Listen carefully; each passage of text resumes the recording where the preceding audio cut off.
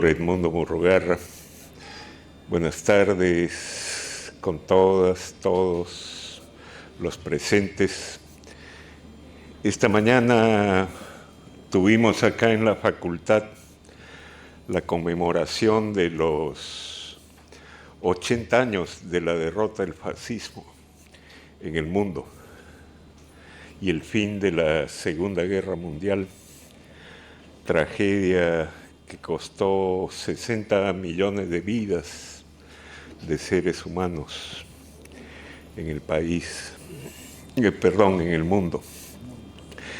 Y hoy, en la tarde, desde el país, vamos a tratar de mirar el mundo a través de un enorme legado, ¿no?, de el Amauta, como se le decía hace algunos años, y para ello la Oficina de Responsabilidad Social ha congregado a personalidades que han dedicado buena parte de su vida a estudiar y tratar de ver las enseñanzas dejadas para el futuro por este ilustre peruano que hoy nos congrega a todos. Que sea, al igual que la mañana, un día de recuerdo, un día de goce, un día de alegría para todos nosotros. Gracias, bienvenidos por estar acá.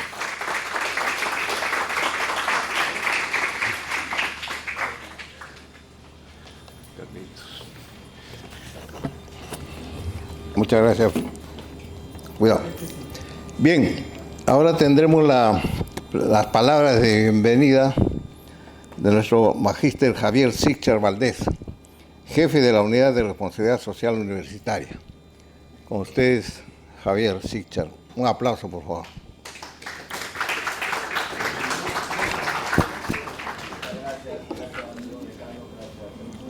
¿No se escucha? No se escucha, no se escucha. Decía, ahora sí, acerca el micro. Decía, gracias, señor decano, por su presencia. El día está un poco asustado. Se ha conmemorado el día de hoy la siembra simbólica de un árbol por el fin de la Segunda Guerra Mundial. Y ahora tenemos un ilustre panel para el debate sobre las ideas de uno de los más insignes peruanos, como es José Carlos Mariátegui. En ese sentido, que doy la bienvenida también a Edmundo, maestro político y docente, al doctor Wilfredo Capsoli, al profesor Romero, que debatirán ideas en torno a lo que Mariátegui nos dice sobre el Perú. Yo solo quiero rescatar en forma muy breve lo que Mariátegui dijo hace más de 100 años. Él mencionaba que una forma para equilibrar el centralismo de Lima era necesario tener puertos alternativos al Callao, porque el Callao no era la única salida que tenía el Perú. El Callao era una de las salidas porque la silueta del Perú permitía varios puertos, varias salidas. Y él decía en esa época que el puerto de Huacho era una de las salidas que tenía que haber para alternativas a Lima. Y miren lo que ahora podemos ver, que Chancay es lo que ha dicho Mariátegui hace más de 100 años. Esa es una referencia nada más de la fuerza y la potencia y la mirada prospectiva de José Carlos Mariátegui. En ese sentido, dejo abierto el debate para los expositores y recordando siempre a la Amauta, porque él también perennizó la famosa frase: peruanicemos el Perú, ¿no? Muchas gracias.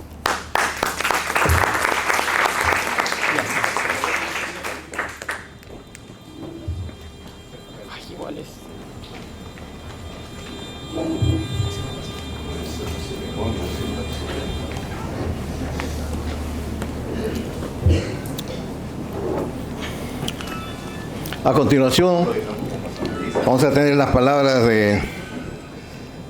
del magíster José Romero Cieza, filósofo, investigador, docente de la UNI.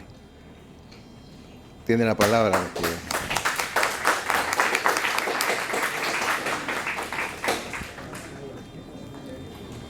Buenas tardes con todos. El foro José Carlos Mariátegui, un legado para el Perú y el mundo. Mi saludo en especial al señor decano, ingeniero César Cestrado, por el apoyo a la realización de la presente actividad académico-cultural. También debo agradecer la invitación de la Unidad de Responsabilidad Social de la Facultad de Ingeniería Económica, Estadística y Ciencias Sociales de la UNI, en la persona del ingeniero Javier Sichar. Además, saludar la presencia de ilustres invitados a este foro sobre el legado de la obra de José Carlos Mariátegui, el Amauta, así se lo conocía en mi generación allá por los años 80 del siglo pasado. Saludos cordiales entonces a los doctores Edmundo Murrugarra y al doctor Wilfredo Caxoli por su presencia en tan importante evento organizado por la FIEX de nuestra universidad, ¿no? De la UNI. Debo señalar que dialogar en un foro sobre el legado para el Perú y el mundo de nuestro Amauta es para mí motivo de especial rememoración, para evocar la gran figura de José Carlos Mariátegui. Evocarlo y recordarlo me retrotrae y nos retrotrae también a muchos a la época de las justas reclamaciones de los maestros de la educación básica en el Perú. Reclamaciones y protestas por mejores remuneraciones, para una mejor calidad de vida. Salarios que en esos años de la década del 70 y 80 del siglo pasado, y debido a la inflación económica, se encontraban muy deteriorados. Es así que en las duras protestas y movilizaciones, paros, huelgas del Magisterio Nacional, que como alumno, exalumno y posteriormente universitario, me fui aproximando a los escritos de la Amauta en la lectura de sus libros, como por ejemplo el de los 7 ensayos de interpretación de la realidad peruana. Libro por demás decir pionero en tanto análisis de nuestra propia realidad. Y también un libro que me afectó, que me impactó bastante, fue El alma matinal y otras estaciones del hombre de hoy, libro donde se plantea con mucha claridad la utopía socialista. Es ahí donde comencé a tener idea de la magnitud de los problemas no resueltos de nuestra realidad nacional. Tareas que exigían en los jóvenes de ese entonces un compromiso político para su resolución. Mariátegui entonces se convirtió para nosotros en un faro que alumbraría nuestro porvenir. La lucidez que mostraba en sus artículos acerca de la realidad nacional, sobre todo en los medios periodísticos, como es el caso de Variedades, El Tiempo y Mundial, con notadas revistas nacionales e internacionales, me hicieron reconocer que teníamos un pensador de la talla mundial. Teníamos ante nosotros, qué duda cabe, al mejor analista de la escena contemporánea, con sus sesudos comentarios y artículos acerca de la historia de la crisis mundial que trajo como consecuencia la Primera Guerra en Europa, llamada también Primera Guerra Mundial. El Amauta, como le llamábamos a José Carlos en ese entonces, era el nombre de la revista que él fundó a su retorno de Europa. Revista que reconocimos de una pluralidad y apertura sin precedentes de las nuevas corrientes literarias y artísticas, que no ha tenido parangón hasta el día de hoy en la cultura peruana. Los principales poetas, literatos, novelistas, ensayistas, así como artistas plásticos de esa época, se abocaron a la convocatoria de la Mauta. Y los aproximadamente, no recuerdo bien la cifra, de 30 números de la Mauta pueden dar fe de esta revista, de la participación de un José María Engure, de un César Vallejo, de un Abraham Valdelomar, de un Antenor Orrego, de un José Sabogal, de una poetisa como Magda Portal, de un historiador como Luis I. Balcácer, y siguen. Esa lista es una lista muy notable que tendríamos que conservar. Todos ellos escribieron y colaboraron en las páginas de la revista Mauta. Los intereses literarios del artista y su época, y los signos y obras de sus principales exponentes, hoy día nos asombran cuando lo consideramos personalmente y mayoritariamente consideramos a la Mauta como un ideólogo de la política nacional. Pero debemos también señalar que fue muy sensible a todas las corrientes artísticas y literarias, así fueran contrarias a sus propios puntos de vista de crítico literario. El Amauta no solo estaba atento a los principales acontecimientos mundiales, sino que se desvelaba por tratar de resolver los álgidos problemas de la realidad nacional. Así consta en su libro Peruanicemos al Perú. Y así lo constata también la economía y la sociología, la política y la ideología. Se combinaban todo ello con las necesidades de un hombre integral, en donde todos los aspectos culturales, incluida la filosofía, deberían estar presentes.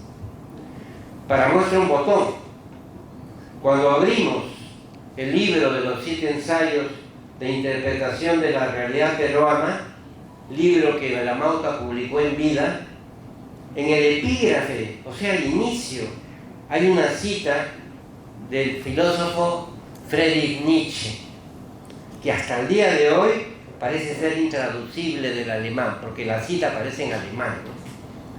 Pero que connota una aproximación a la definición de lo que es un ensayo literario. Es una analogía con el estilo del pensador alemán del siglo XIX, lo cual muestra que Nietzsche estuvo muy atento a todas las manifestaciones culturales y sobre todo a la filosofía. Yo diría que la Mauta, en sentido estricto, no es un filósofo académico, nunca pisó la universidad en el sentido, siempre fue autodidacta, pero esto no quiere decir que él leía bastante de filosofía. De otra parte, el tema de nuestra América. El tema de nuestra América hace de la Mauta un pensador universal. Sus relaciones intelectuales con intelectuales de la talla de un Romain Rolland y un Waldo Frank así lo atestiguan. En su viaje a Europa, sus conexiones con los fundadores del Partido Comunista Italiano, Antonio Gramsci y Antonio Labriola, así denotan sus cartas, así lo verifican, así como su vinculación con la inteligencia de los principales ideólogos comunistas franceses como Henry Barbusse y sus comentarios críticos contra el fascismo de D'Annunzio y otros. Muestra además también su adhesión a la Revolución Rusa y a sus principales líderes del Octubre Rojo como Lenin y Trotsky. En nuestra tierra, su patria, el Amauta funda la primera central de trabajadores del Perú, hoy conocida como CGTP, y su periódico obrero Labor. Asimismo, organiza el primer partido socialista del Perú, siendo el primer secretario general. Posteriormente, conocido como Partido Comunista Peruano. La actividad política de la Mauta se desarrolla bajo la consigna de una transformación democrático y popular para posteriormente realizar una auténtica revolución transformadora en el Perú, que no solo será calco ni copia, sino fundamentalmente creación heroica de las masas populares. Después de esto, cree la Mauta, emergerá de las propias condiciones de la realidad peruana el socialismo. Acusa, para ese entonces, fuertes vinculaciones con los trabajadores del norte como Trujillo y Piura, que luchan contra el latifundismo y el gamonalismo de ese entonces. Luego, también en el sur, se conecta con los círculos indigenistas en el Cusco y en Puno con el grupo Orcopata, para luego vincularse directamente con los núcleos obreros del centro metalúrgico del Cerro de Pasco y La Oroya, en la región Junín. En Lima, organiza el Sindicato de Obreros y Trabajadores de la Carretera Central en Arte y Vitarte, donde este trabajo lo realiza a pesar de las dolencias a pesar de la enfermedad que lo aquejaba, mostrando una extraordinaria capacidad organizativa y persuasiva, ganando la adhesión del proletariado limeño, que ya había luchado por la conquista de las 8 horas.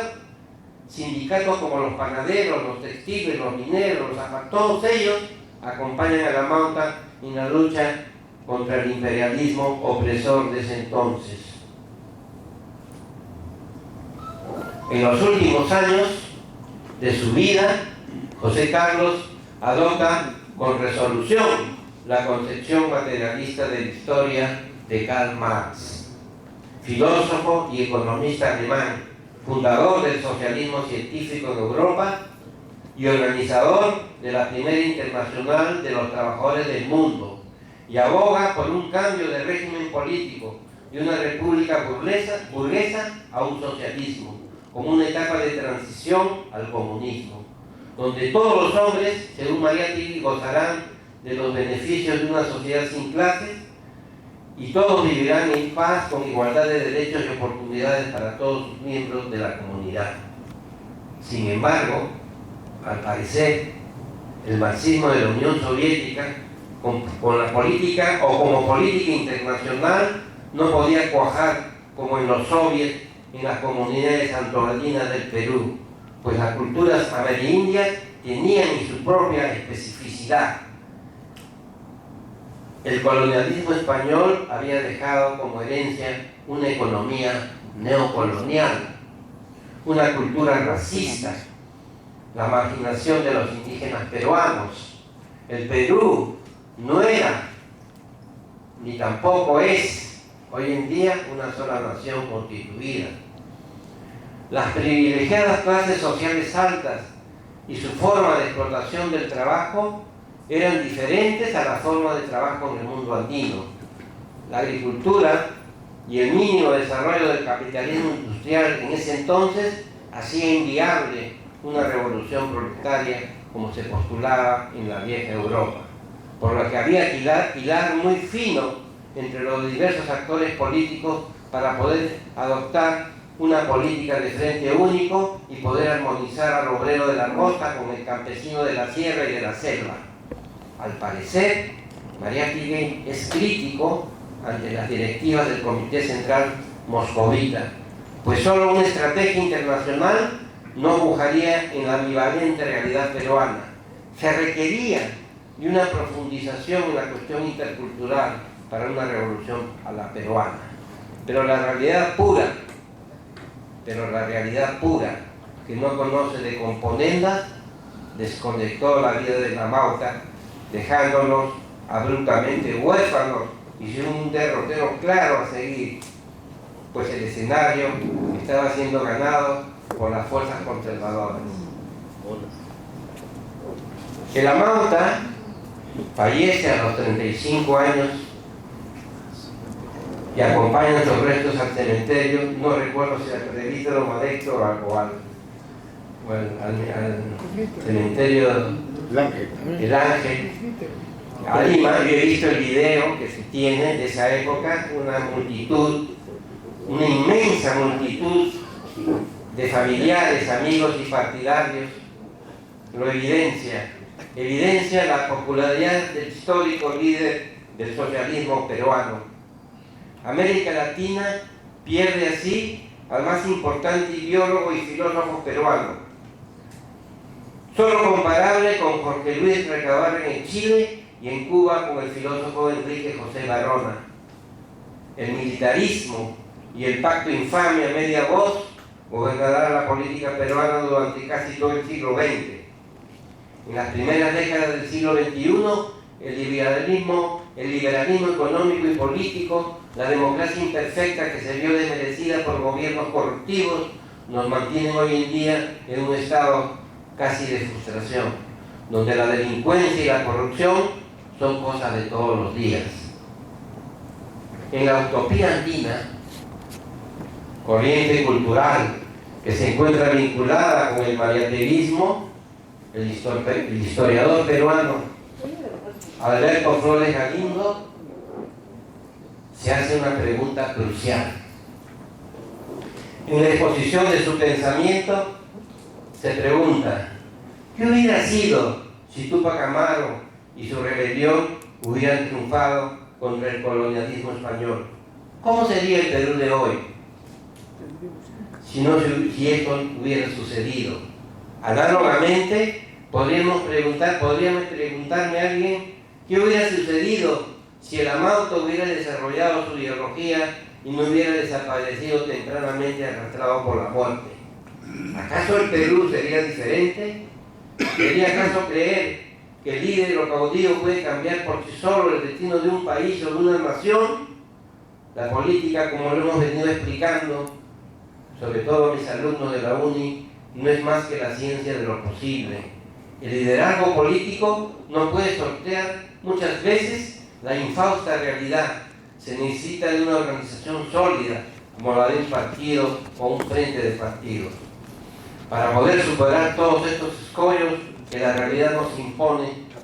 Es decir, tenemos que aprender a conocer los vaivenes de la política en historia, saber del origen de los estados, identificar las ideas dominantes de una época, formarnos en una ideología liberadora. Todo ello conlleva a participar en política con responsabilidad.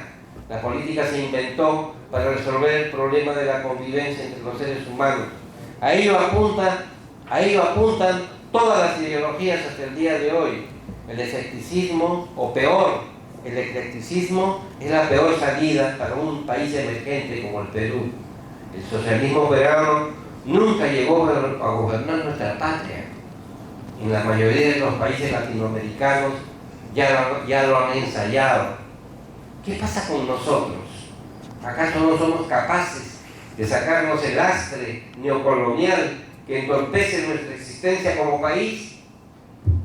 El mejor legado de la Mauta consistió, sin duda no cabe duda, en la creencia de que un mundo distinto y mejor es posible, que nuestra indignación contra la opresión y la injusticia puede llegar a poner freno a las desigualdades existentes, que la solidaridad con todos nuestros semejantes, humildes y desvalidos, puede ayudarnos a la autosuficiencia con dignidad, que todos los seres humanos tenemos igualdad de derechos y que podemos eliminar la corrupción y la delincuencia y asegurar una vida de paz con fraternidad.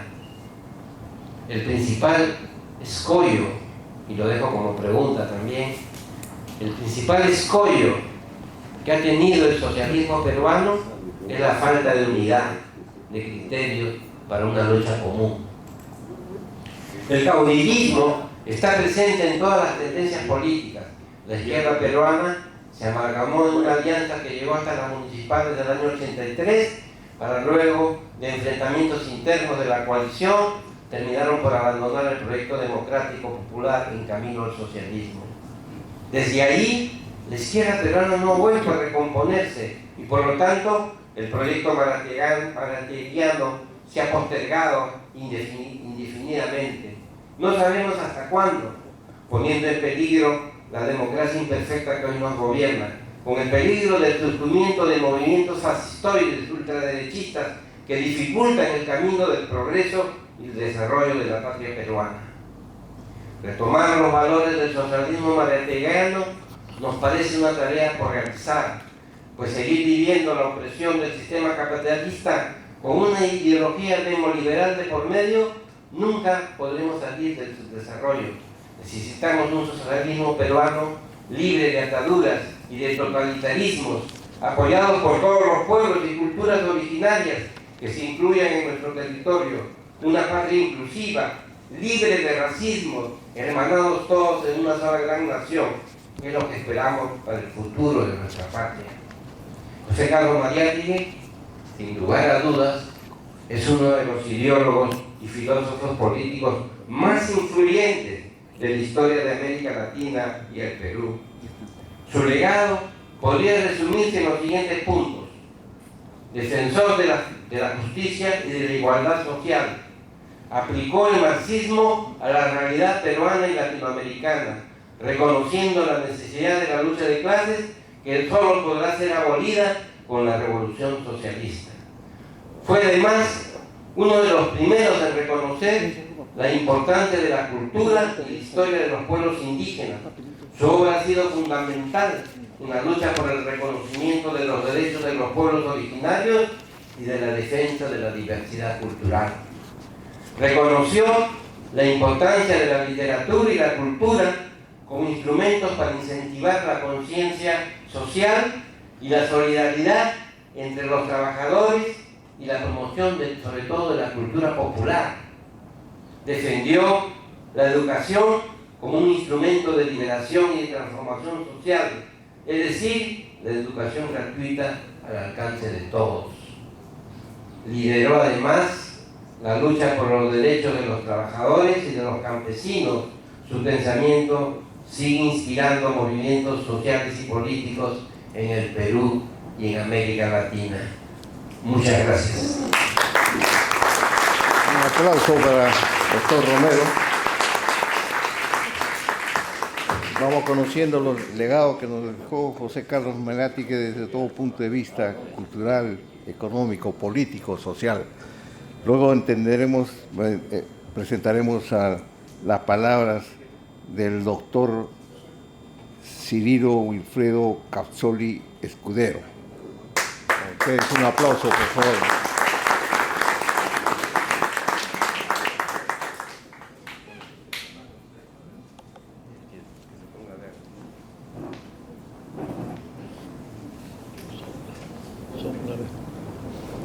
Muy buenas tardes a la distinguida concurrencia. Estoy muy alegre de participar esta tarde en un homenaje a José Carlos Mariátegui con colegas profesores de la Universidad de Ingeniería y sobre todo con jóvenes estudiantes que, si bien no son exactamente de las facultades sociales, humanidades, sin embargo creo que esta época de la globalización, en esta época de los conocimientos totales, pueden comenzar por entender no solo el Perú, sino la escena mundial a partir del pensamiento de José Carlos Mariátegui. Justamente, yo debo contarles una anécdota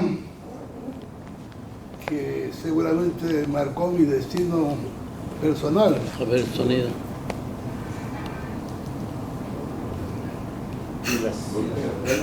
Pilas. Sopla. Ahí está. Yo estudiaba los últimos años de secundaria en el colegio Gran Unidad Escolar Pedro Labarte de La Victoria y tuve profesores muy eruditos que también eran profesores universitarios, entre ellos Ciro Hurtado y Víctor Zavala Cataño. Víctor Zavala es un hombre que hace teatro, que hace literatura. Su pensamiento progresista llegó hasta el fanatismo porque después fue parte del movimiento de Sendero Luminoso. O sea, formó parte del staff de Aymael Guzmán. En ese curso de quinto y media nos dijo que leyéramos los 7 ensayos de Mariátegui. Y bueno, la primera vez que cogí el libro, leí el libro con mucho entusiasmo, y resulta que mi madre trabajaba entonces como empleada en una familia que venían de Alemania, eran ex-nazis que habían estado presos en la Segunda Guerra Mundial, y como yo era hijo único y mi madre no vivía con mi padre, ellos tampoco tenían hijos, entonces dijeron: queremos adoptar a Wilfredo, llevar a Alemania para que estudie con nosotros. Entonces mi madre estuvo un poco en duda, pero ¿cómo deshacerse de mi hijo? Soy hijo único. Y felizmente un día me aparezco en el trabajo de mi madre con los 7 ensayos de Mariátegui. Entonces el gringo miró los 7 ensayos, Mariátegui dijo: no, este es comunista. Entonces me salvé de ser hijo alemán y ser seguramente fascista, ¿no? Gracias a los 7 ensayos. Bueno.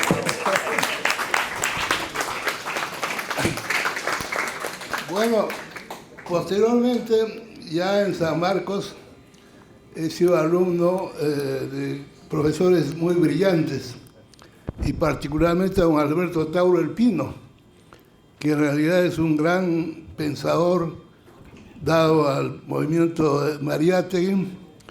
Él hizo prácticamente la biografía, el índice analítico de la revista El Amauta, que el año entrante cumple 100 años, y que seguramente será motivo de muchos homenajes importantes. Después, él, el doctor Tauro, publicó todos los materiales, cartas, correspondencias de la Edad de Piedra, o sea, el Mariátegui joven, y también impulsó, junto con Antonio Melis, la publicación de la correspondencia Mariátegui. O son contribuciones, materiales realmente fundamentales para entender de una manera más amplia el pensamiento de José Carlos Mariátegui. Bueno, después conocí a don Emilio Choi. Don Emilio Choi, un autodidacta, marxista, prácticamente continuador del pensamiento de la Mauta, y él nos aconsejaba muy de cerca, llegó a tener mucha amistad conmigo y me orientaba en las lecturas, en los trabajos sobre, digamos, la historia americana y peruana, utilizando el materialismo histórico y dialéctico como método de investigación y trabajo. Don Emilio dejó 3 tomos de libros, artículos completos, ensayos de antropología e historia. Y él siguió de cerca mi producción intelectual, y para mí entonces fue una forma muy puntual de consolidar mi cercanía en el pensamiento mariateguista. He realizado varios ensayos, trabajos sobre José Carlos. Por ejemplo, la importancia de la revista Mauta dentro de la cultura nacional. También Mariátegui y los Congresos Obreros, un libro que acaba de ser reeditado y que lo publicó el hijo de José Carlos Mariátegui, que también se llamaba José Carlos, la empresa editora Mauta. Después también he hecho estudios sobre el socialismo de Mariátegui, Mariátegui y el movimiento campesino, y otros ensayos, y actualmente preparo un trabajo sobre biología del fascismo, unos ensayos que van en la escena contemporánea. Y estamos por publicar un libro de acá a un par de meses que se llamará La formación social peruana según José Carlos Mariátegui.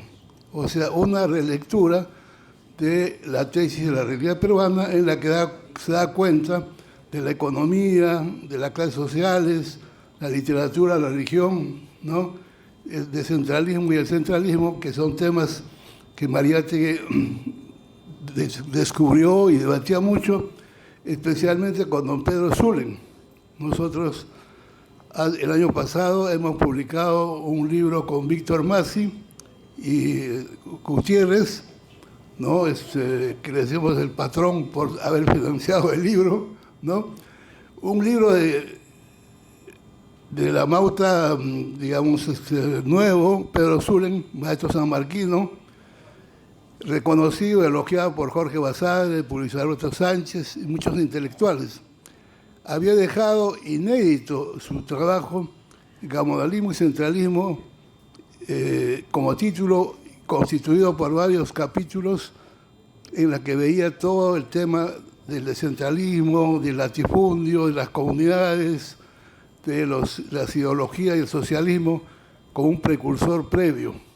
Este libro permaneció inédito 100 años, porque el profesor Zulen murió de tuberculosis y su familia tuvo mucho temor de que sus materiales podían conservar el bacilo de Cocho.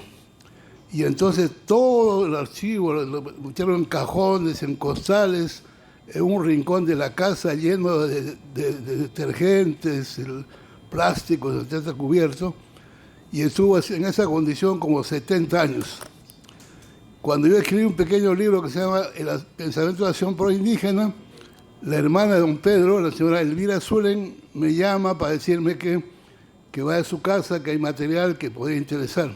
Y en la casa me dice, mire usted, como usted sabe, don Pedro falleció de tuberculosis y sus materiales están ahí, todos tenemos temor de no acercarnos por el temor del contagio. Pero yo he sido hijo único, nieto único, sobrino único, todo único en mi tierra, en Pobabamba, en Ancash. Y entonces mi familia era pequeña aristocracia provinciana, de tal manera que tuve una excelente alimentación de niño. Y cuando ingresé a San Marcos, hicieron examen de medicina, de control de salud, y la doctora que me examinó vio la hemoglobina y me dijo, ¿usted de dónde viene? ¿Quién es? ¿De qué familia? ¿Por qué le más usted? Me dice, tiene 17 de hemoglobina. Esa era una cifra extraordinaria. Me dijo, usted está acorazado frente a toda enfermedad contagiosa. Nada le va a afectar. Entonces yo dije, acordándome de ese diagnóstico médico, dije, yo me lanzo al archivo Zulen, ¿no? Entonces pedí escobas, papeles, trapos, etcétera, y trabajé como 6 meses. Y en ese trabajo encontré una carta que Zulen enviaba a España, en la que estaba enviando los originales su libro Gamodalismo y Centralismo. No se publicó, pero quedó el título del libro y el índice. Ese trabajo en archivo, la familia recibió una oferta norteamericana para comprárselo, pero cuando pidieron mi opinión dije que no, que sería afectar la memoria de don Pedro, mejor que se entregue a la Biblioteca Nacional, la sala de investigaciones, en la que se encuentra actualmente el archivo Zulen. Y la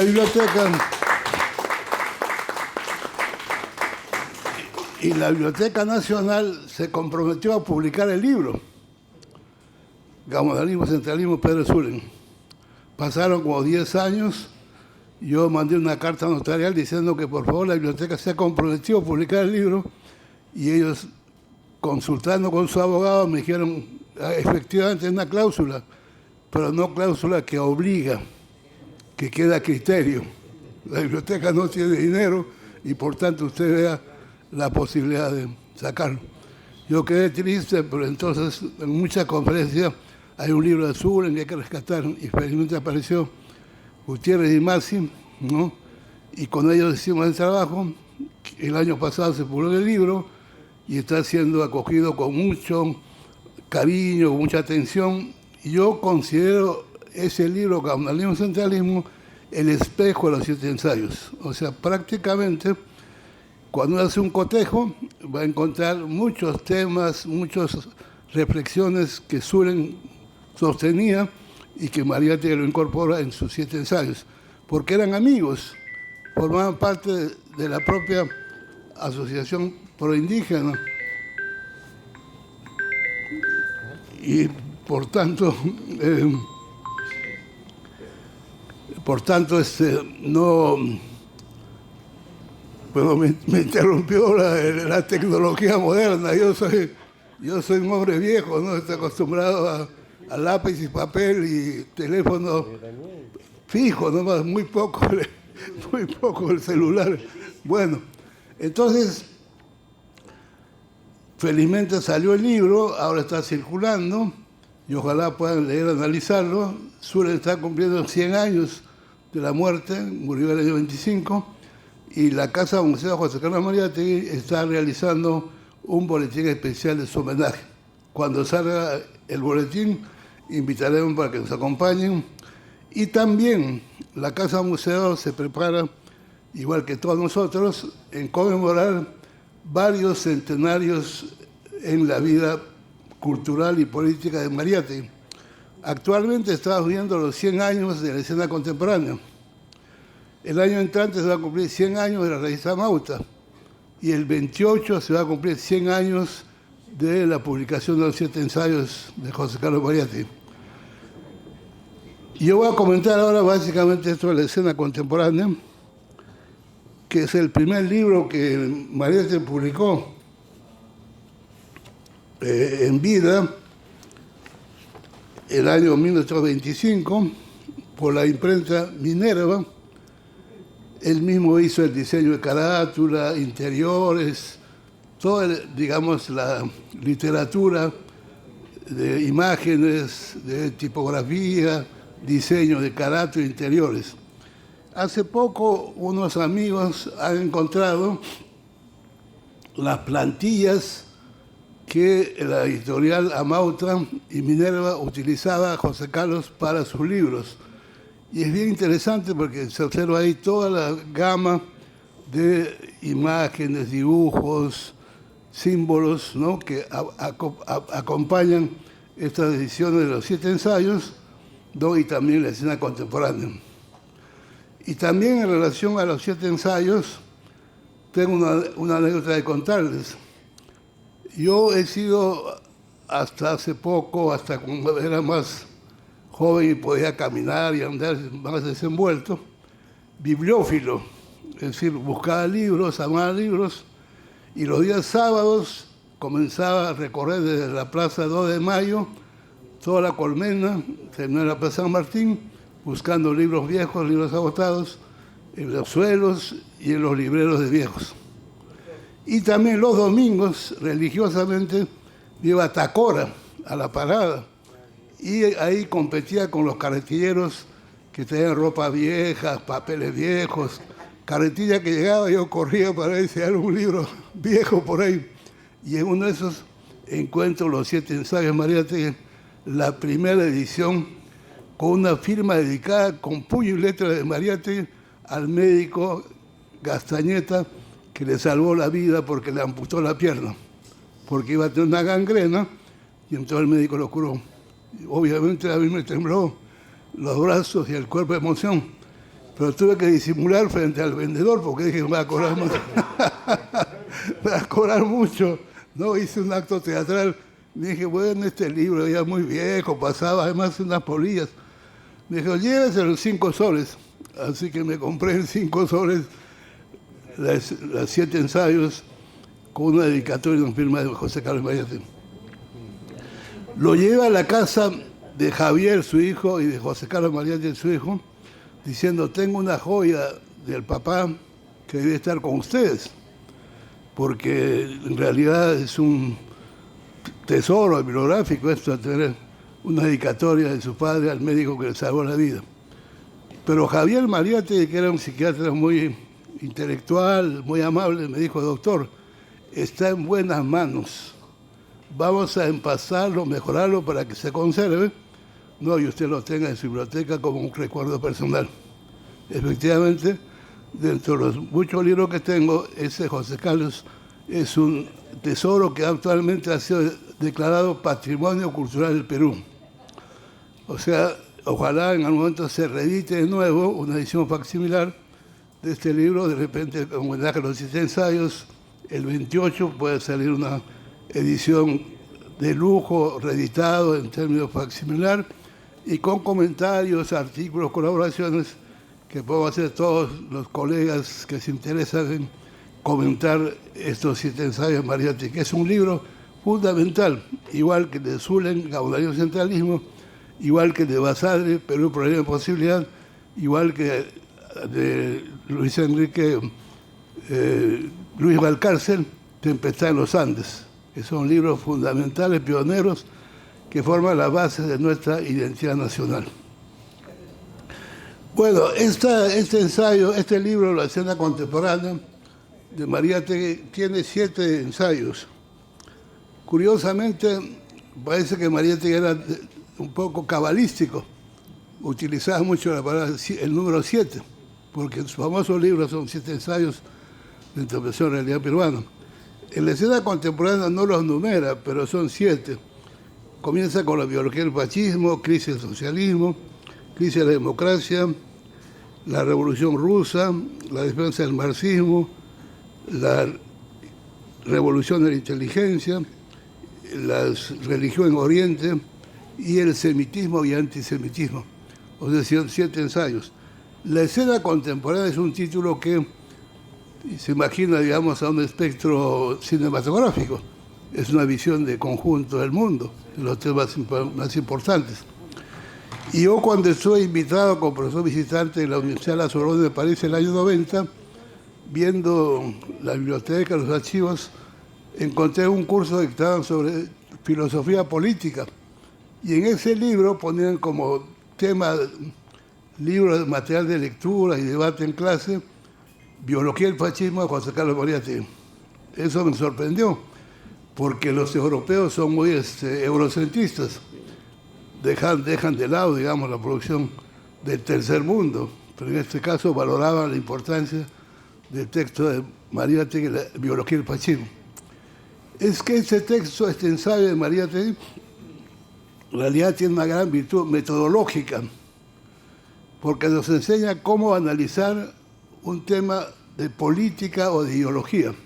En este caso, para el fascismo, Mariátegui tuvo una experiencia presencial, estuvo en Italia en los años de auge del fascismo, inmediatamente después de la Primera Guerra Mundial. Y entonces, primero ubica el contexto histórico-social como aspecto metodológico. Luego, la composición social de los principales actores del sostén del fascismo, que en este caso es la clase media. La clase media de todos los países es una clase muy timorata.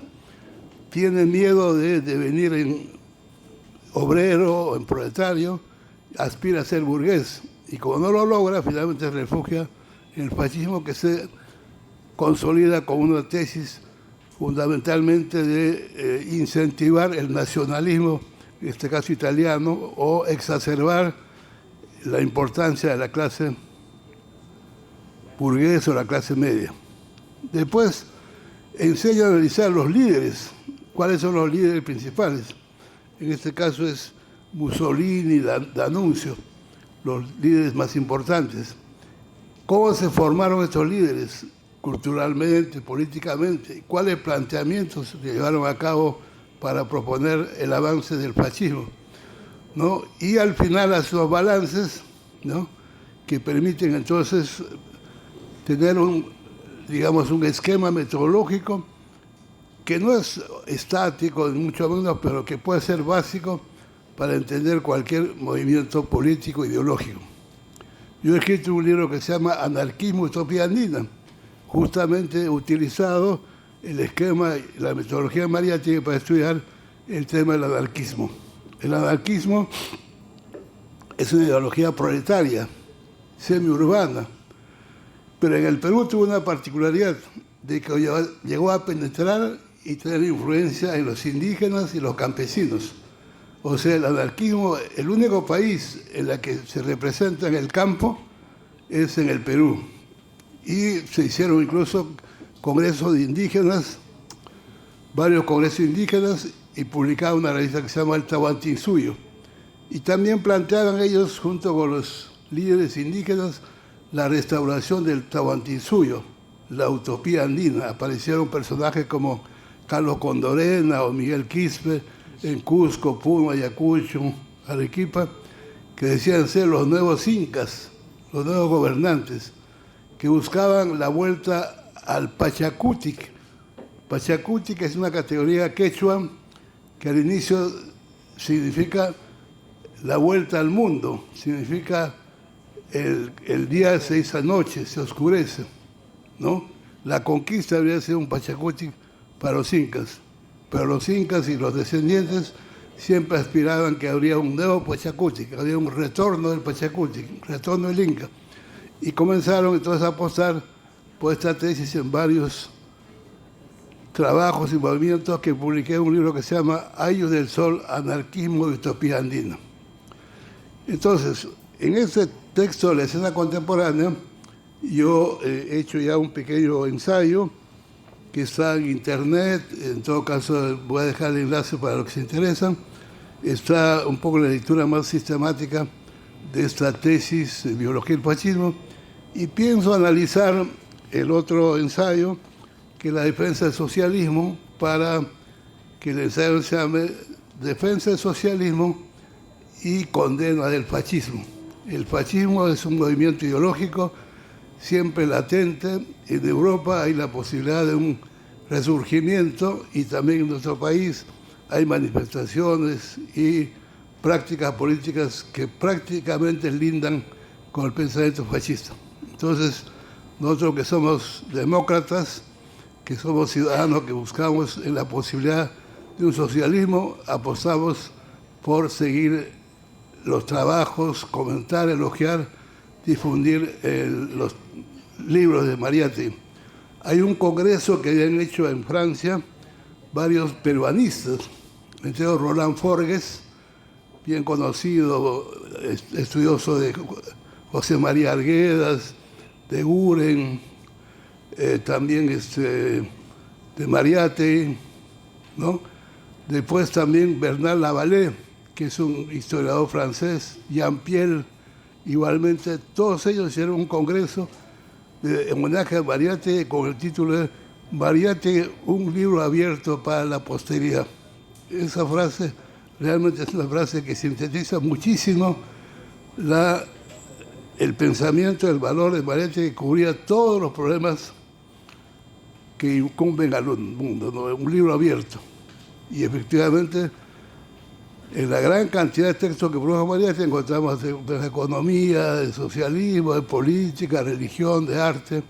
Incluso la revista Mauta tiene muchas ilustraciones, que son grabados, que son pinturas, que son las que dirigía sobre todo José Sabogal, María Vice, que eran pintoras indigenistas que ilustraban todo el pensamiento de la Mauta. La Mauta es otro gran libro que sintetiza al Perú y pone al Perú al alcance del mundo, porque no solamente habla de la cultura peruana al interior de los movimientos, digamos, del Cusco, Puno, Arequipa, Ayacucho o Trujillo, sino también se vincula con intelectuales de Italia, Francia, Alemania, etc.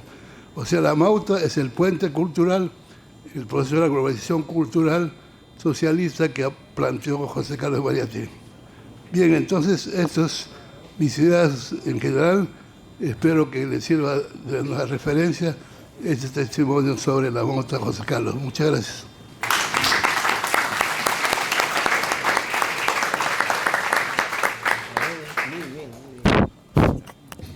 Muy bien.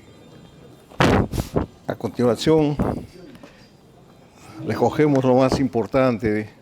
Entonces, Mariátegui es un libro abierto para la posterioridad. Es entonces una tarea de la juventud y de nosotros mismos volverlo a leer a Mariátegui y todos sus libros, y hay mucho más por aprender de él para iniciar, para alimentar el caos político que vivimos ahora y alimentarlo para que sea más libre, más abierto, más democrático, y ojalá encontremos en sus líneas un mejor porvenir para el país. A continuación, le damos las palabras a Edmundo Murrugarra, doctor Edmundo Murrugarra. Porque no es sonido. Los colegas que me han antecedido, Cirilo Wilfredo, usando los nombres de la partida de nacimiento. Yo he descubierto que era Cirilo, pero él era Wilfredo. El santoral del Bristol, del almanaque Bristol. Eso no existe ahora ya. Y el colega Romero de San Marcos han dicho cosas muy fundamentadas, sabias. Yo voy a tomar los minutos, ojalá sean pocos, aunque conmigo no hay confianza porque ya soy como la gallina que come huevos, aunque le quemen el pico. Entonces, les ruego que me adviertan. Voy a tocar 4 temitas que generalmente no se abordan como debieran hacerlo. Y la pertinencia de estos tiempos para esos 4 temas. 1. Cuando Mariátegui viene de Europa, ¿qué trae? Él dice, yo he desposado una mujer y unas ideas. ¿Nada más? Él viene con un proyecto de vida. ¿Qué significa eso? Una manera de organizar su existencia.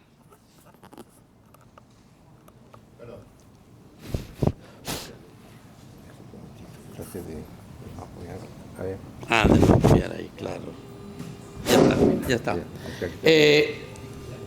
Mire, si él solamente hubiese sido casado con Anita y las ideas, no hubiese habido empresa editora Minerva.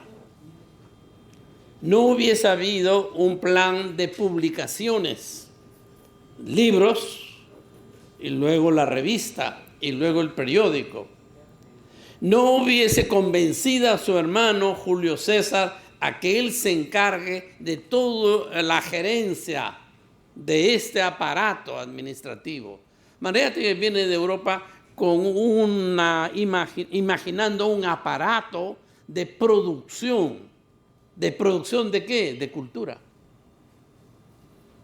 Esto es pertinente hacerlo porque nosotros pensamos que hacer política es unas cuantas ideas, unos cuantos sueños. No. Ayer han sentenciado a un político a 15 años.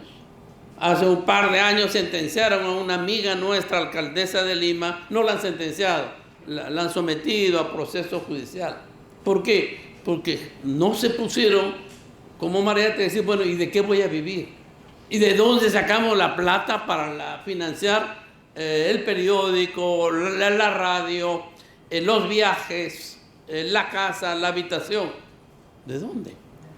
Este es un tema que no quiero ampliarlo, pero si no entramos con esta mirada, vamos a terminar en manos de cualquier empresario que nos tira plata, conseguimos las firmas, y ya son 43 partidos creo que ahora.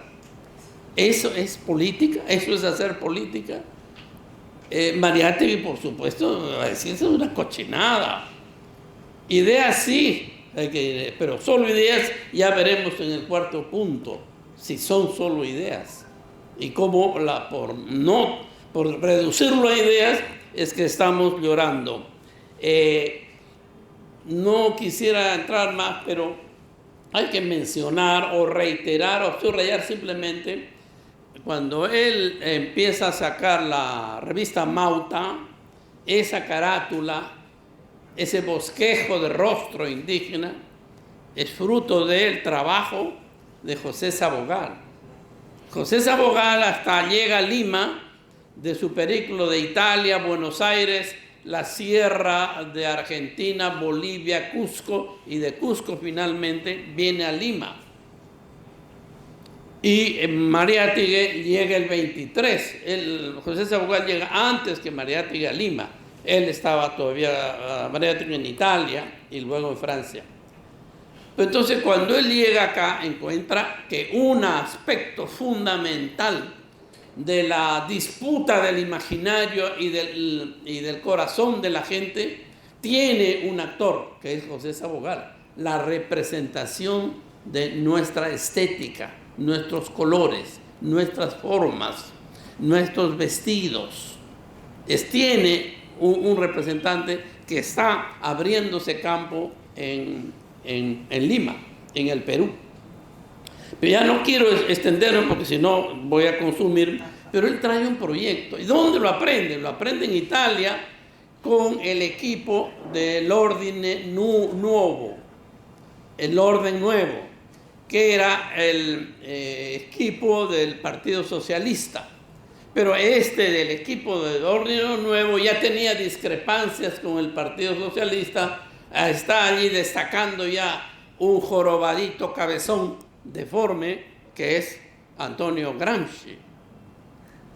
El Mariátegui va a buscarlo al Congreso de Livorno, a Antonio Gramsci. No logran, no hay registro, hay investigaciones muy buenas hechas, exhaustivas, de si se vieron. Él fue a buscar, estuvo en el Congreso de Fundación del Partido Comunista, pero Mariátegui estaba como hombre de prensa, cubriendo la información. Y Gramsci estaba en el escenario conduciendo el evento. No hay registro si conversaron o no. Pero sí Mariátegui aprendió que meterse en la política es disputar el alma de la gente. Con eso creo que se puede resumir. No es 4 ideas, no. Es disputar, yo me quedo corto, el alma y el corazón y la entraña de la gente. Y digo entraña porque en las culturas orientales se considera que el centro de la energía está acá en el abdomen, en la tripa. Bueno, pero como digo, esto es interminable. Mariátegui viene eso porque lo aprende en Italia y en París lo va a ratificar con su amigo Barbus, que editaba o que tenía otro proyecto político, que tenían una revista, que tenían un dispositivo de teatros para disputar a la burguesía francesa el alma de la gente.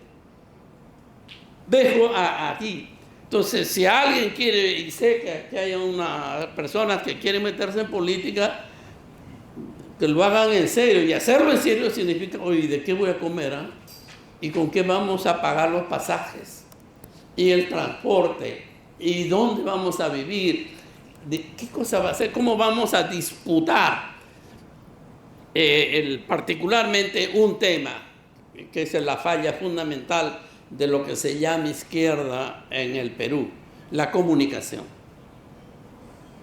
No pasamos de nuestros volantes, de nuestros periodiquitos semanarios, a unos programitas de radio, pero no hemos tenido el plan, no hemos sudado la gota para juntar recursos y montar un aparato de comunicación, radios, medios, canales de televisión para disputar a la burguesía. ¿Y por qué no?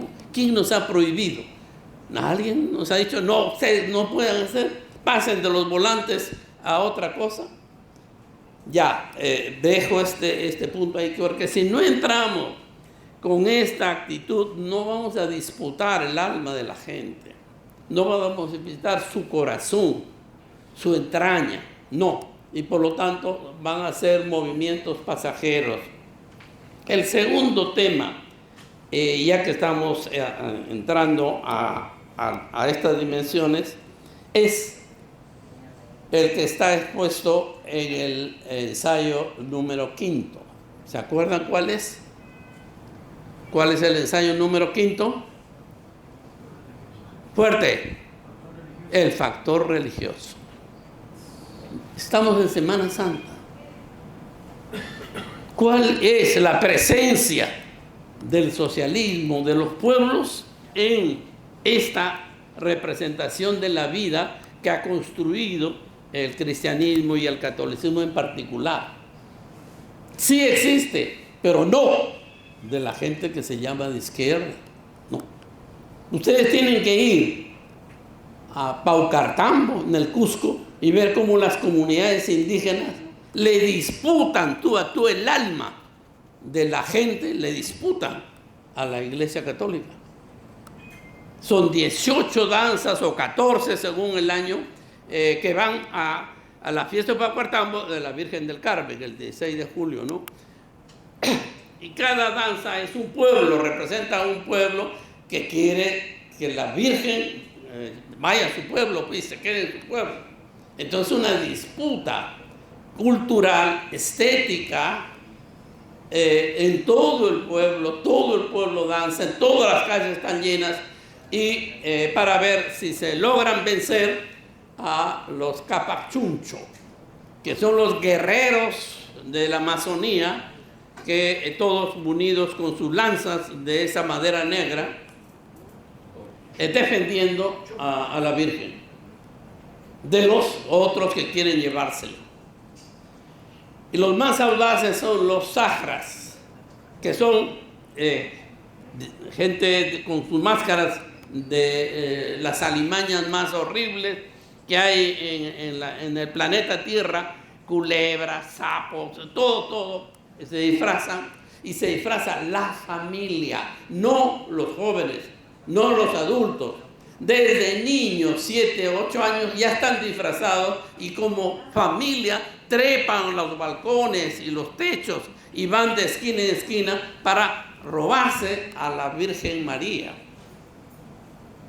Y viene este juego del bien y del mal, que entran a jugar en la representación católica o cristiana, entran a jugar, porque la Virgen los mira y sale luz, destellos, y esos destellos queman a los sácaras, a los demonios. Entonces todos, ¡ay! Porque la Virgen los mira, pero sin embargo ellos quieren robársela, y la Virgen los agrede con su mirada simplemente. Y preguntados los amigos o los sácaras, ¿por qué quieren hacer eso? Y se exponen a caerse de los techos, de los postes, de los balcones. ¿Por qué quieren hacer eso? Ellos nos reconocen a los que no estamos disfrazados.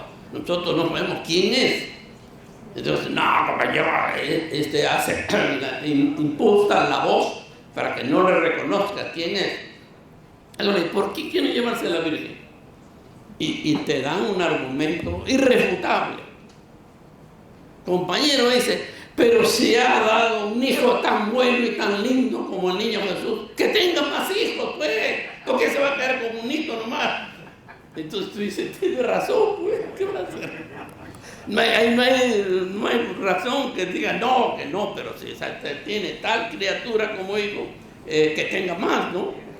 Entonces, bueno, esa es la disputa popular.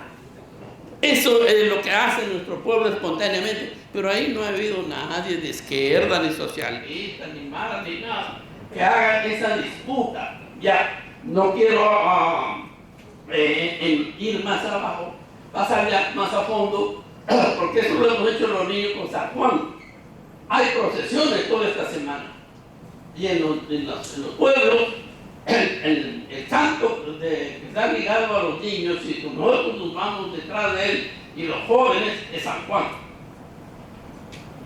En fin, por eso es que San Juan lo tiene que amarrar muy bien con lazos, con sogas, porque nos vamos empujando lo que queremos cargar, y los otros no quieren dejar el barrote de carga, entonces los empujamos, y el santo es el que paga el pato, y a veces termina cayendo, entonces lo tienen bien amarrado los mayordomos, para que no se caiga. Y viví, cuando yo salí de mi tierra a los 15 años, ya llegaba la disputa entre apristas y comunistas. Los apristas, San Juan da con su mano así, entonces le ponían acá una estrella de lámpara, pero y cargaban, por eso los comunistas quieren botarlos, sacarlos y ponerle una hoz y un martillo a San Juan. Ahí no se meten los mayordomos, están ocupados con la Virgen, Holanda, de Cristo, por otro lado, pero todo el juego es un juego religioso, dentro del campo religioso se lleva a cabo acá en la gente de 7 a 17 años. Allí está la disputa por San Juan. Digo, pero esto lo hemos hecho, lo hacen espontáneamente en todos los pueblos del Perú, y la gente dice, no se mete a este tema. Entonces, el ensayo número 5 empieza diciendo, sentimiento religioso es distinto de iglesia. Lean ese ensayo, mediten ese ensayo, discutan ese ensayo. Sobre todo nosotros que hemos sido izquierda colonial, Mariátegui, en el ensayo sobre instrucción pública, dice: nuestra educación es colonial y colonizadora. Entonces tenemos que descolonizarnos. Es un proceso que no hemos asumido todavía, no está hecho, no está realizado. Descolonizar. Porque hemos copiado a la izquierda europea, que era atea o hasta enemiga de los curas, quemaba iglesias o flagelaba a los curas. En Europa se flagelaba a los curas por dos razones. Uno, los de izquierda en la iglesia, y eso es San Francisco. Los seguidores de San Francisco en el siglo XII, a todos los obispos panzones, los desnudaban y los flagelaban, porque decían: es un insulto a Dios llenar de oro y de plata a las iglesias y llenarse de grasa el cuerpo. Y hubo una guerrilla franciscana en el siglo XII. Por eso es que primera vez que hay un papa que se llama Francisco. Nunca ha habido un papa que se llama Francisco, porque el nombre de Francisco está asociado a esta militancia agresiva, pero por otra razón que es más fundamental, que es ya ontológica, que tiene que ver el centro de la médula de la colonización que nos impusieron y que nosotros no hemos salido de eso. ¿Cuál es?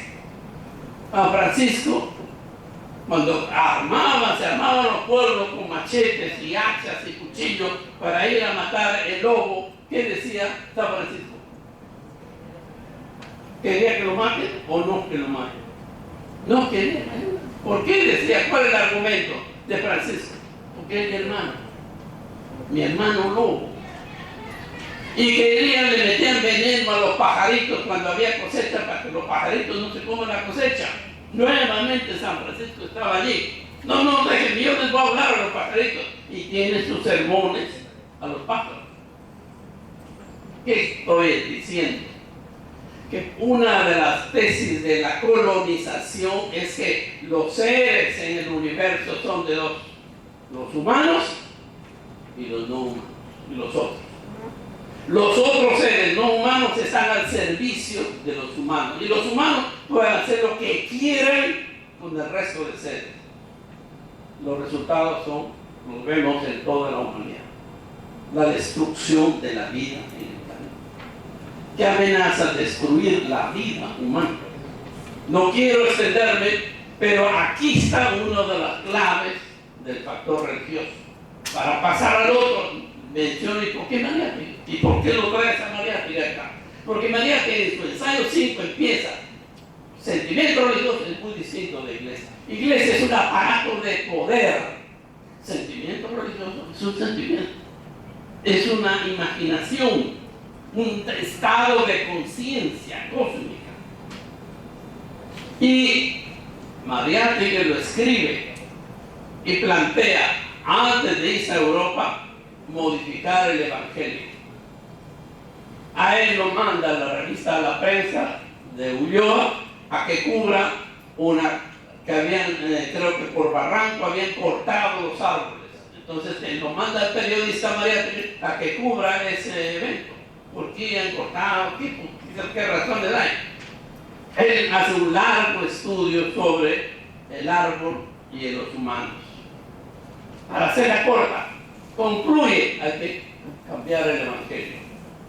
Y ahí donde dice: amaos los unos a los otros, hay que añadir una frase: amad a los árboles. Y fundamenta por qué el árbol para él era el amigo más fiel, más tierno, más íntimo.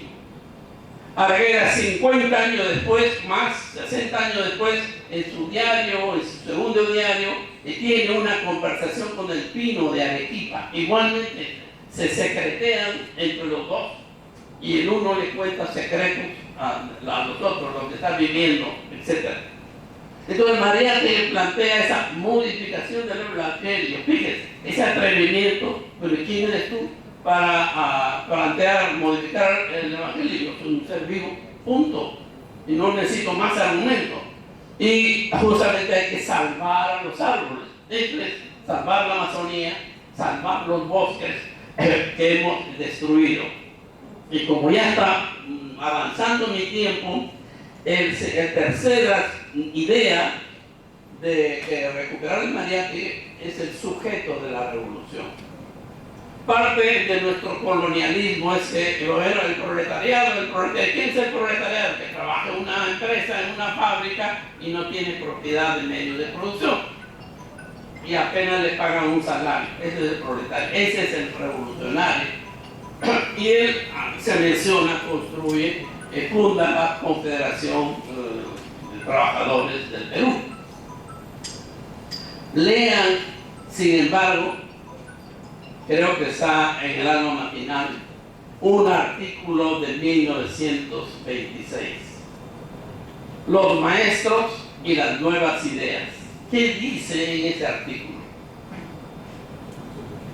El marxista, defensor de Marx, dice: los maestros de todas las hazañas y maravillas de la humanidad, los maestros son en gran parte los autores.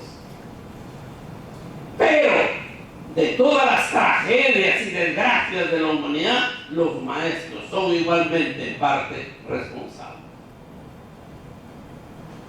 Ahí entonces tú ves un marxista creador. Para Marx el sujeto de la revolución eran los obreros. Para Mariátegui eran los trabajadores intelectuales. A él llama a los maestros trabajadores intelectuales. Trabajan el intelecto, el alma, la mente de las personas. Esto es tan pertinente hoy que tenemos 50 años de sindicato de maestros y miren cómo está el país. ¿Dónde encuentras una persona para poder conversar, un líder, un ministro, un parlamentario para poder conversar de algo que no sea simplemente cuánto hay, cómo es? No hay. Bueno, es toda esa gente que ha pasado 18 años en el sistema educativo, 3 de inicial, 6 de primaria, 5 de secundaria, más otros 5 de superior universidad, 18 años. Y miren los resultados. 43 partidos políticos. ¿Qué significa? Que nadie confía en el otro. Este es un tema fundamental, el sujeto de la revolución para Mariátegui. El sujeto de la revolución, aquel que trabaja, no solamente lucha, tira piedras y paraliza la producción, sino que trabaja el alma, la mente, el sentimiento de las personas. Por eso su definición de maestro, profesor, es trabajador intelectual. Él considera que hay 4 sectores que son autores de la revolución. La clase o los obreros de fábrica, 1, ¿sí? Las comunidades indígenas, los yanaconas y los trabajadores intelectuales. Esos son los que van a hacer la revolución. Pero dice que estos trabajadores intelectuales son en gran parte responsables de las desgracias, pero al mismo tiempo autores de las hazañas de toda la humanidad. ¿Y por qué? Justamente porque él no cae en el determinismo económico. Se nos ha contado el cuento y hemos creído esa barbaridad, que la economía determina la cultura y la política y las artes. Entonces, ¿cuál vale más? Vale más la economía. Entonces, la facultad de ingeniería tiene una facultad de economía, social, pero tiene una facultad de cultura.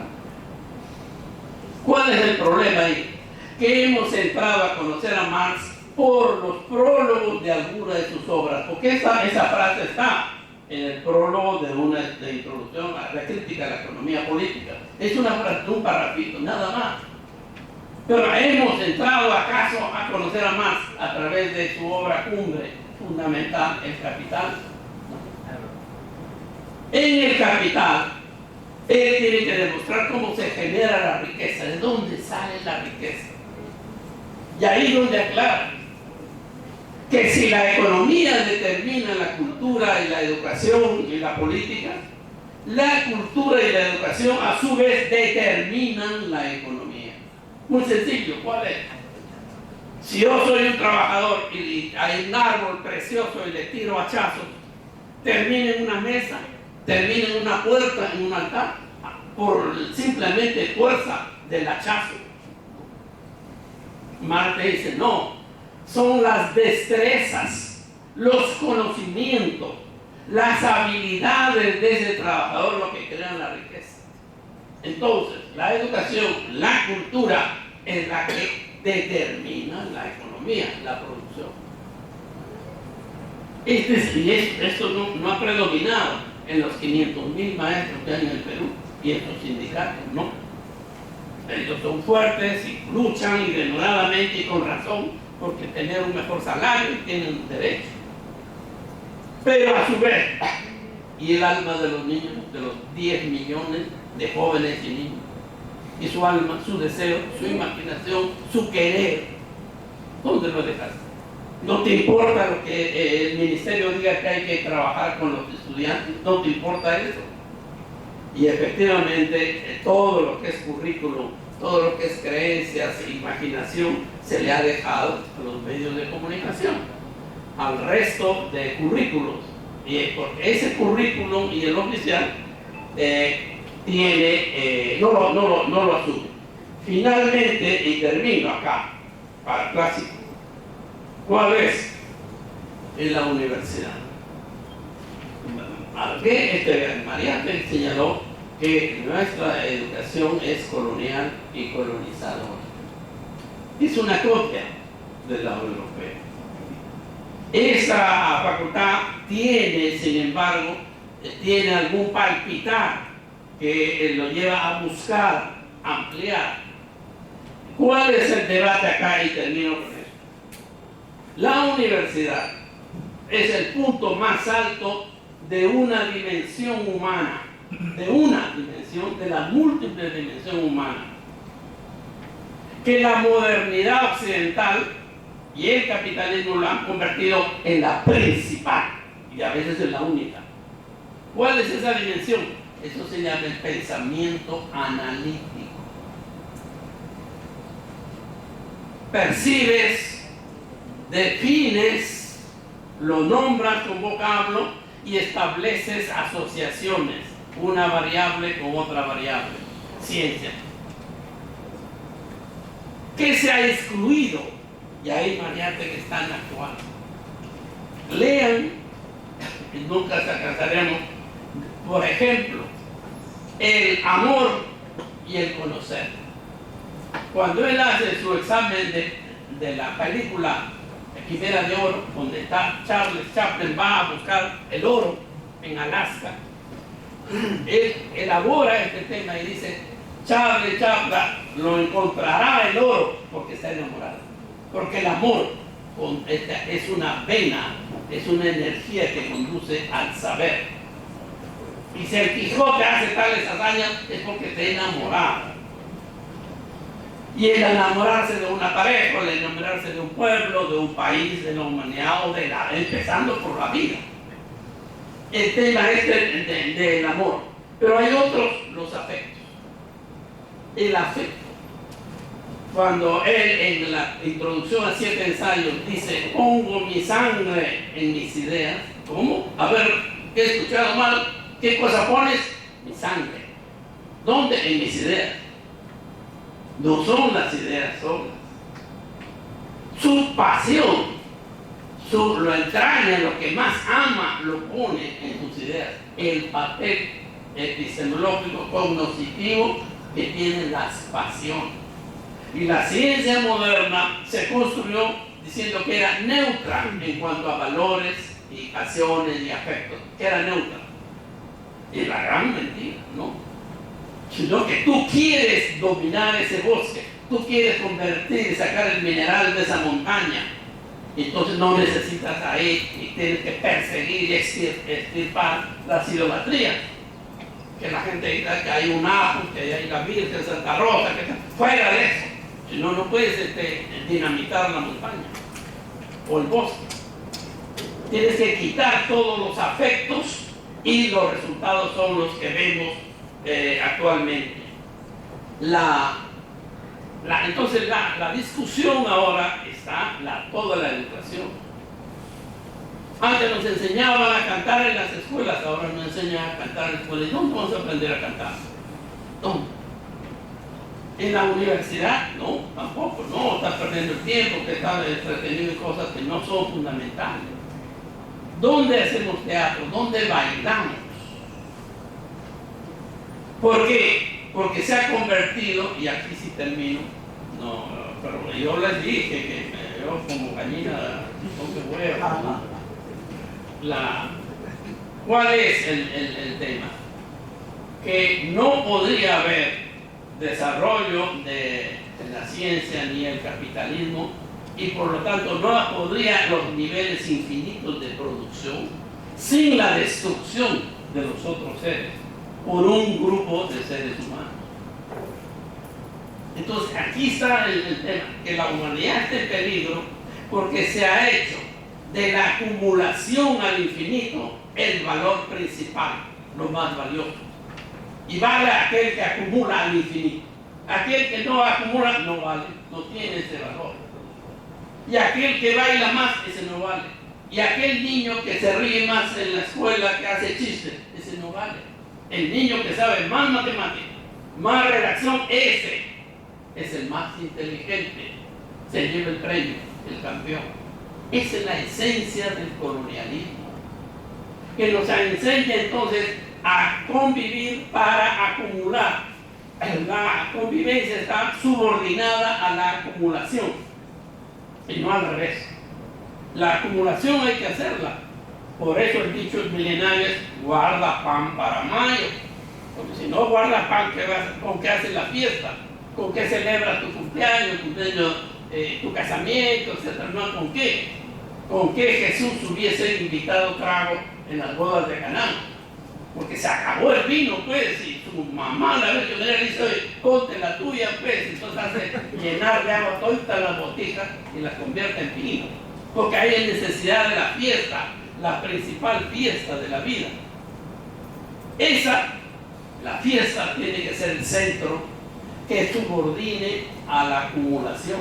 Hay que guardar, hay que ahorrar para comprar el trago, pues la chicha, los músicos con qué vas a pagar, etc. Hay que tener fondos, hay que acumular, pero para celebrar la alegría, para producir la amistad, para compartir con la familia, con la comunidad, con los años, con los demás seres, incluyendo los seres justamente, los no humanos, los árboles, las rocas, las máquinas. Todo eso tiene que ser parte de las comunidades de vida, con lo cual estoy terminando por eso. Y Mariátegui lo dijo cuando dijo, amad a los árboles. También trabaja, hazte rico, pero siembra más árboles, cultiva más árboles. Y él en ese artículo justamente dice, mira la palmera, mira la belleza de la palmera, mira la belleza de tal otro árbol, mira la sombra que me da este otro árbol. Les destaca sus dimensiones espirituales de estos seres que nosotros decimos, no, son cosas, esas cosas. No, la humanidad antes podía distinguir eso, pero hoy no. Mira cómo está todo el planeta y sabrás que Mariátegui tenía razón, que tenemos que recuperar esa tesis de la civilización andina amazónica. Todos somos seres vivos y todos producimos la alegría y la riqueza. Todos, el río y el pajarito y el gusano, todos son miembros. Y eso está surgiendo poco a poco. Ojalá tengamos tiempo y sea antes de que destruya el planeta. En mi tierra he encontrado. Ya son 7 los locos agricultores. ¿Cuáles? Empezó con 1. Siembra tu chácara. Toda la comunidad le ayuda y siembran el trigo. Y al día siguiente, el dueño de la chácara sale con su alforja llena de trigo. Y toda la gente dice, ¿a dónde va este? Si ayer hemos sembrado su chácara. Y sale y dice, hoy, ¿a dónde vas? ¿Qué vas a hacer? Va a dar de comer a los pájaros. ¿Y cómo le da de comer? Si no les deja un hilito de trigo alrededor de la chácara, los pájaros van a comer la semillita que ellos han enterrado el día anterior. Y les demostró que los bordes de la chacra no crecieron, no había trigo, se hemos sembrado ahí y ahora no hay. Es que se han bajado los pagalitos, ellos tienen ojos, ven, o olfatean, y se bajaban, rascan y comen ese triguito. Y todos los que están al borde de la chacra se lo comen, y no hay cosecha. Entonces tienes que compartir con los pajaritos tu comida también. De reconocer dignidad y derechos a todos los seres humanos. Y yo tengo que reconocer la dignidad y el derecho a que yo me calle que tienen ustedes, porque ya los he aburrido suficientemente. Gracias.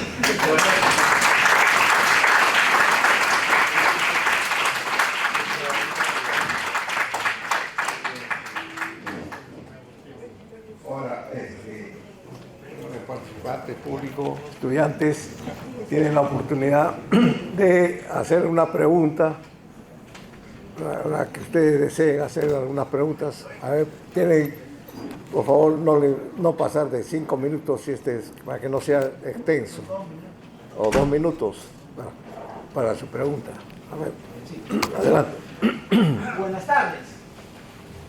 Desde el concepto de la teoría del buen vivir, agradecería que me expliquen si es que vamos a seguir existiendo en esta tierra, que nos depara nuestro futuro. Gracias.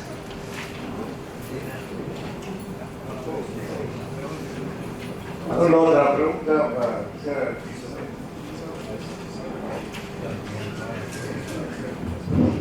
Solamente un saludo muy cordial.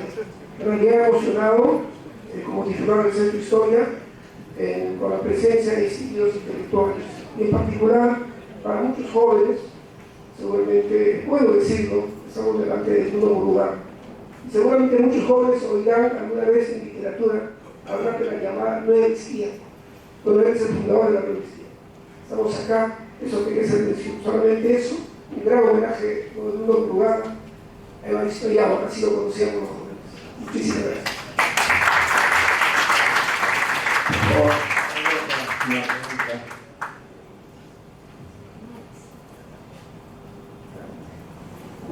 Buenas tardes a todos los presentes. A los ponentes quisiera preguntarle a cualquiera de ellos si Mariátegui en sus escritos tuvo en cuenta que la tierra, nuestra tierra en Perú, es también la tierra que Tahuantinsuyo tuvo hasta Colombia, hasta Chile, todo Bolivia, parte de Colombia. Entonces, a través de la tierra se puede germinar una unión latinoamericana. Eso es lo que quisiera saber.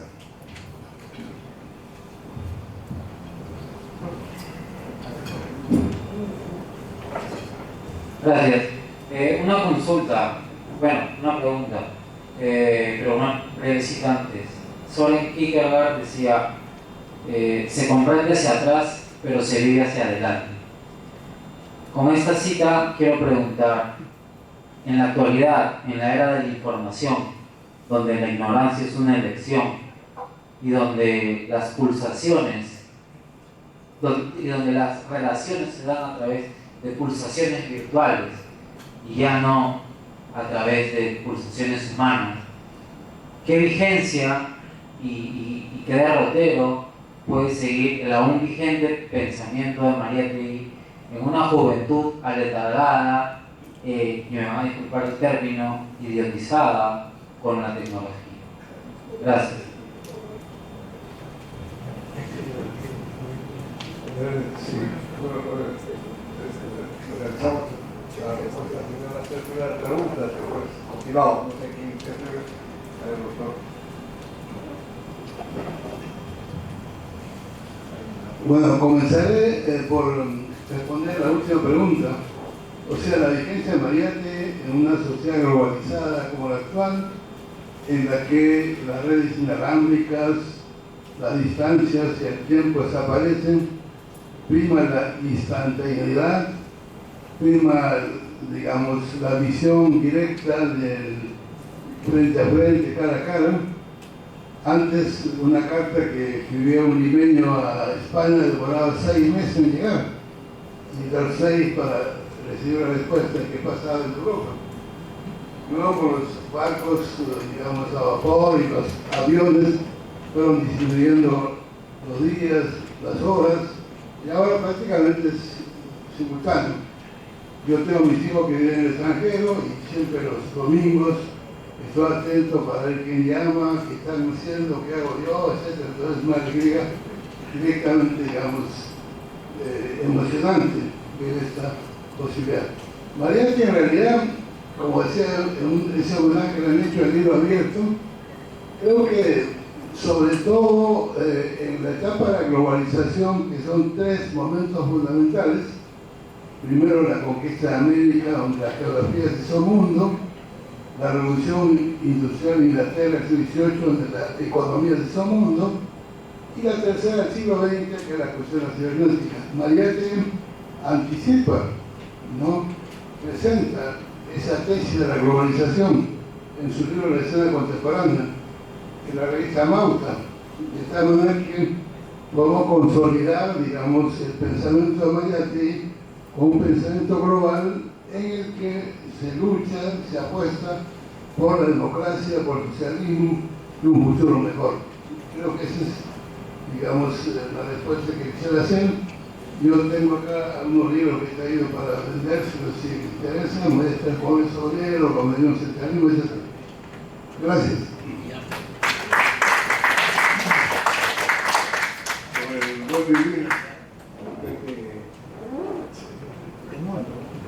Bueno, la última pregunta se refiere al tiempo, ¿no? O sea, yo como profesor universitario en realidad me doy cuenta de que a veces los discursos políticos o las teorías políticas o las ideologías políticas ya no ingresan al entendimiento solo vía de la lectura. Se requiere a veces la imagen también. Vivimos en el tiempo de la imagen, ¿no? Entonces, a mí me parece que sería bueno siempre leer y recordar o estudiar a la Mauta, porque se las ingenió para que su generación al menos tomara en cuenta una propuesta diferente, ¿no? O sea, al mundo en que se vivía en esa época, ¿no? O sea, y se las ingenió utilizando todos los posibles valores culturales, ¿no? Gráficos, pintura, escultura, literatura, poesía, ¿no? Sería muy interesante revisar, por ejemplo, los trabajos del profesor italiano Antonio Melis, ¿no? Donde se puede ver esa idea de redes sociales. No es de ahora. Mariátegui ya utiliza, claro, no es la misma velocidad, pero utiliza la concepción de redes sociales. Él era el articulador de esa nueva ideología que quería sembrar aquí en América, ¿no? Y la articulaba como nosotros mismos establecemos ahora nuestras redes sociales. Entonces, en ese sentido, me parece que, como bien dice el doctor Caxoli, Mariátegui es precursor de muchas cosas, ¿no? Sobre todo porque no hemos cambiado de sistema. Vivimos en el mismo sistema que la revolución industrial en Inglaterra y el capitalismo sigue vigente, ¿no? Pero hay la posibilidad de otro mundo, y eso lo interesante en Mariátegui es esa esperanza, esa fuerza que tiene para sembrar, como dice muy bien el doctor Edmundo, en el alma humana una nueva vida, una vida nueva. No sé. Bueno,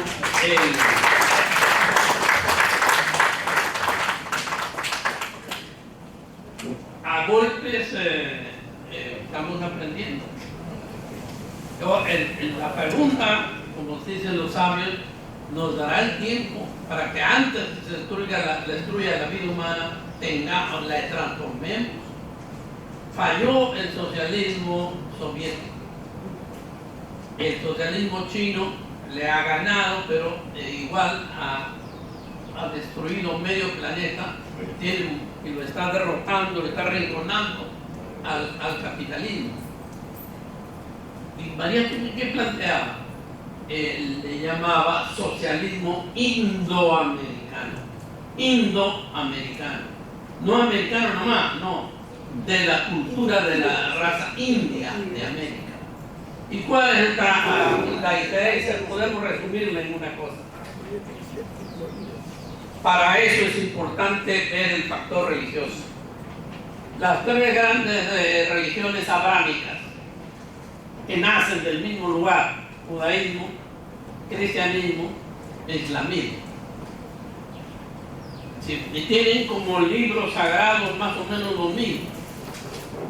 En la Génesis, en el Éxodo, etc., ¿cuál es la relación de estos pueblos con lo que ellos llaman Dios? Es una relación muy dura, muy difícil, y que lleva a que vivan su sentimiento religioso entiezándose, paralizándose, o sentándose de rodillas, o el hecho es que les obliga a estar derechos, quietos, porque la relación es de temor. No es de amor, es de temor. Predomina la amenaza, el rechinar de dientes, etc.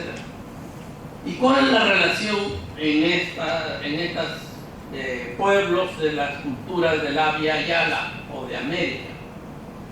Que las huacas, que no eran dioses, eran seres, sí, que de una potencia gigantesca de energía, no podían vivir sin que los pueblos vayan a rendirles, a cantarles, a bailarles con conciencia ampliada. Entonces era permanentemente en ritmos bailados. Todos los pueblos de América. El diálogo con la huaca, que no era Dios, sino una huaca, un poder gigantesco, era que la huaca decía ya, tú me danzas 6 días, tales danzas, consumo de coca y con chicha, y toda la comunidad. Así construyeron estos pueblos, con danza, con alegría. Entonces hay un choque de la religiosidad occidental y la religiosidad popular, porque nuestros pueblos lo han convertido al calendario religioso en calendario festivo. Entonces, fiesta de Santa Rosa. Hoy era fiesta de Santa Rosa, no era fiesta. Mañana, hoy día es fiesta del miércoles santo. Y la misma Semana Santa está impregnada, este dolor que representa la Semana Santa, que es la muerte de Jesucristo y su resurrección. Los pueblos, ¿cómo lo viven? El ejemplo es Huamanga, pero no solo Huamanga, todos los pueblos. Estos días, el lunes, martes, miércoles hasta el viernes, la gente humilde va y muy temerosa, mira, acompaña de lejos la procesión, y son los doctores, los importantes, la gente rica de la ciudad, los profesionales, los que vienen corbatados, acompañan y cargan el anda. Pero ¿y qué pasa viernes y sábado?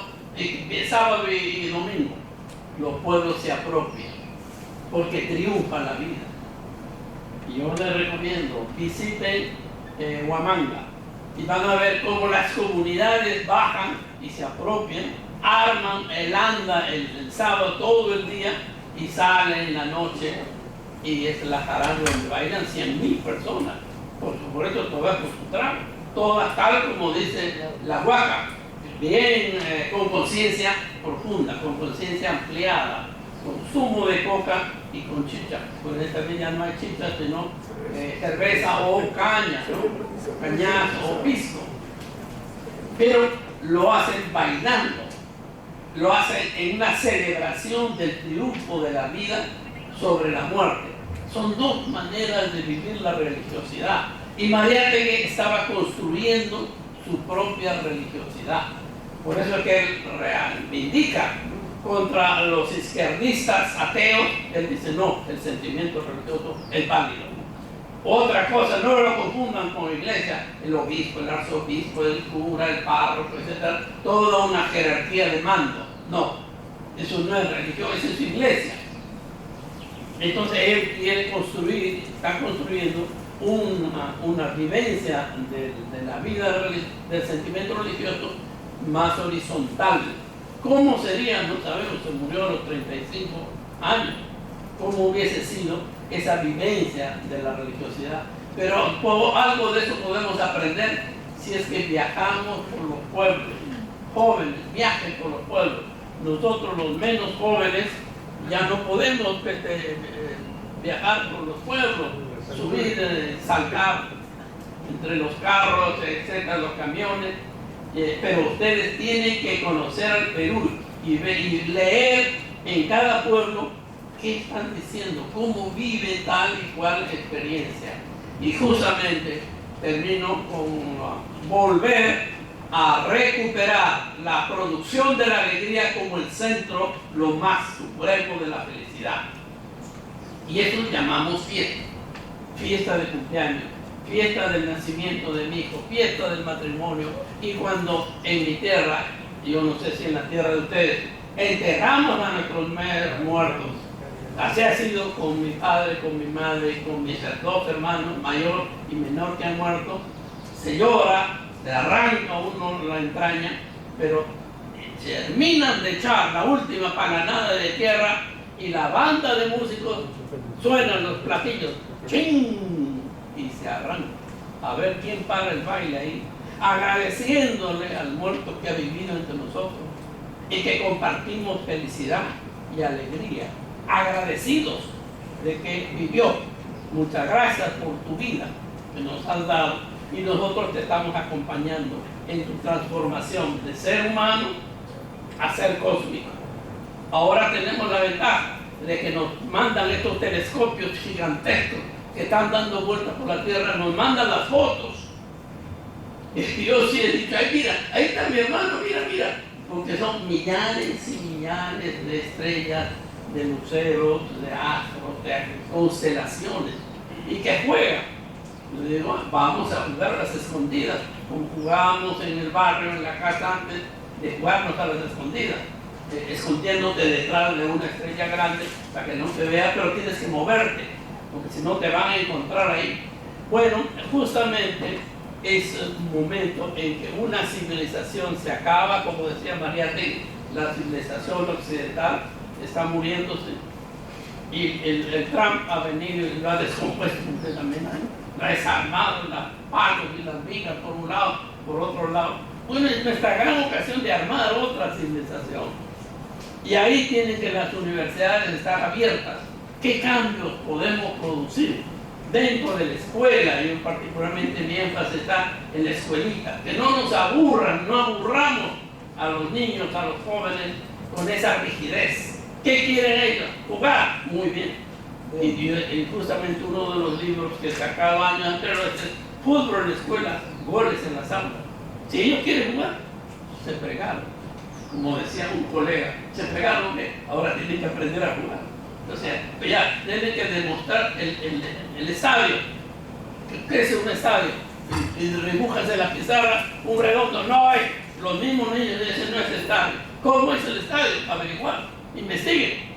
Ahí tienen internet. Vayan a la biblioteca, pregunten a los viejos, a las autoridades, ¿cómo es un estadio? ¿Cuánta dimensión tiene? No, 80 varas. ¿Y qué es eso? Te dices, averigua, tú has dicho que quieres jugar fútbol. ¿Y cuánto el arco? ¿Cuánto alto tiene y cuánto de ancho? Y te dan en otra medida, en otro sistema de medida. Los chicos tienen que averiguarlo. Solito, ya no tienes que gritarle, silencio, cállense, haga esto, ya no. La garganta del profesor hay que ahorrarla para que no esté como la mía, que está ya raspada. Yo les agradezco mucho, pero sí considero que hay esperanza, hay gérmenes, hay semillitas que están apareciendo entre los más sabios, entre los jóvenes y entre los pueblos y las mujeres. Son 4 sectores que hay que ver, jóvenes y niños. Ahí han de ver qué está germinando. En las mujeres, o sea, todo lo que ha sido oprimido, marginado, ahí está germinando algo nuevo. Y yo creo que en esta universidad va a seguir germinando algo nuevo. Gracias.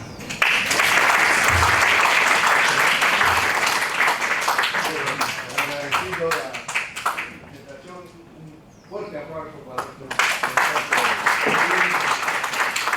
¡José Carlos Mariátegui! ¡Presente! ¡José Carlos Mariátegui! ¡Presente! ¡José Carlos Mariátegui! ¡Presente! ¡Ahora! ¡Siempre! ¡Ahora! ¡Siempre! ¡Ahora! ¡Siempre! ¡Cálmate,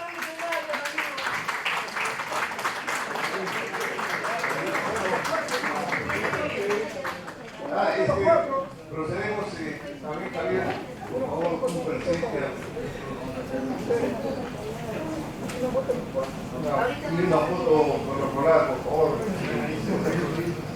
También hay, si quieren, hay intereses en los libros.